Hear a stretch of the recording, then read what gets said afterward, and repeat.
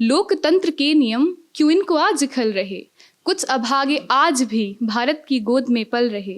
भले ही राजनीति में इनका बोलबाला है, देह तो श्वेत मिल गई, मन तो इनका काला है।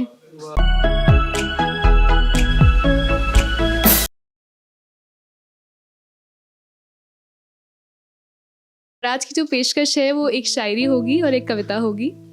जो शायरी आज मैं पढ़ने जा रही हूँ वो मेरा कलाम नहीं है, वो मरहूम मुस्तर खैराबादी साहब का कलाम है और उर्दू अदब की शायरी में शायद ही इससे लंबा शेर आज तक लिखा गया होगा। उसका सिर्फ एक मिसरा आज आपके सामने पढ़ूंगी और अदना सी कोशिश है, उम्मीद करती हूँ इसके पढ़ने में गलती ना हो। उसे क्यों हमने दिया दिल जो है बेमहरी में कामिल, जिसे आदत हो जफा की, जिसे चिड़ मेहर वफा की, जिसे आता नहीं आना गम हसरत का मिटाना, जिसे कहता है ज़माना बुते बेमहर दगाबाज, जफा पेश फिसुमसाज, सितम खान बरंदाज गज़ब जिसका हर एक नाज, नज़र फितना मिज़ातीर बला जुल्फ़ गिरहगीर, गमो रंज का बानी क़लक़ व दर्द का मौजिब, सितमो जहर का उस्ताद, जफाकारी में माहिर, जिसे आती नहीं उल्फत, जो समझता नहीं चाहत, जो तसल्ली को न समझे, जो तशफ़ी को न जाने, जो करे कौल ना पूरा, करे हर काम अधूरा।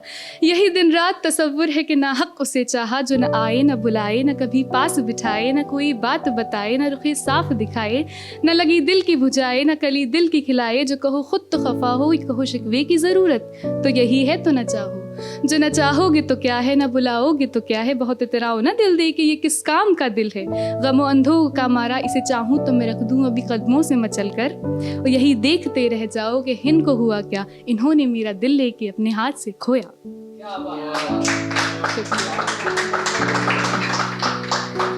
शुक्रिया। और जो अगली मेरी कविता है वो आजकल के माहौल पर लिखी गई है।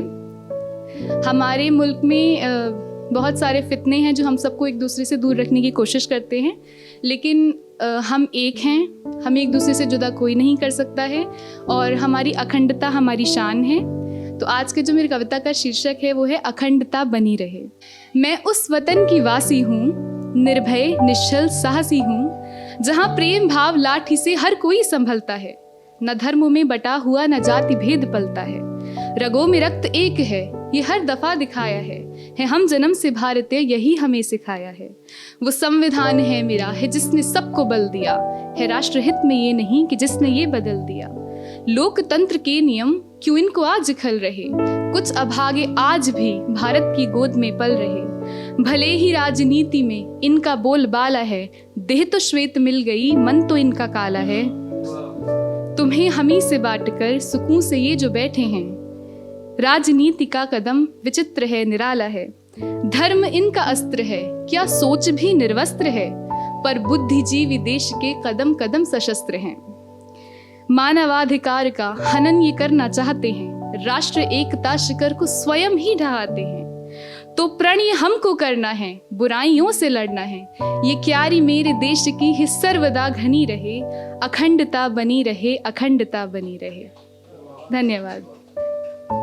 ठीक है, हिंदी में लिखा था मैंने कुछ, और जैसे कि आप जानते हैं कि खुदा हर जगह मौजूद है।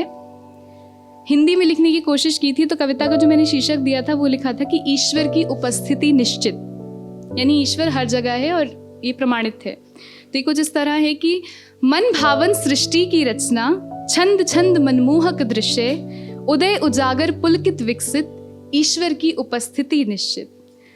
पर्णों पर प्रकृति के गेसु, पौधों जैसी घनी जटाएं, सुंदर नन्ही कलियां अगणित, ईश्वर की उपस्थिति निश्चित।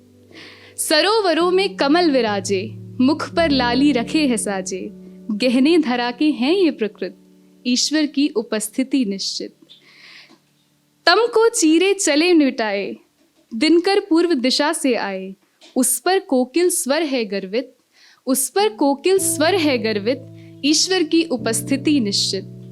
नील गगन के दीपक तारे इतने सारे सभी हैं प्यारे, नील गगन के दीपक तारे इतने सारे सभी हैं प्यारे, मन है हर्षित तन है हर्षित, ईश्वर की उपस्थिति निश्चित। ईश्वर की संरचना न्यारी, ईश्वर की संरचना न्यारी, खिली खिली है हर फुलवारी, वन जीवन सब है सुगंधित, ईश्वर की उपस्थिति निश्चित, ईश्वर की उपस्थिति निश्चित। शुक्रिया।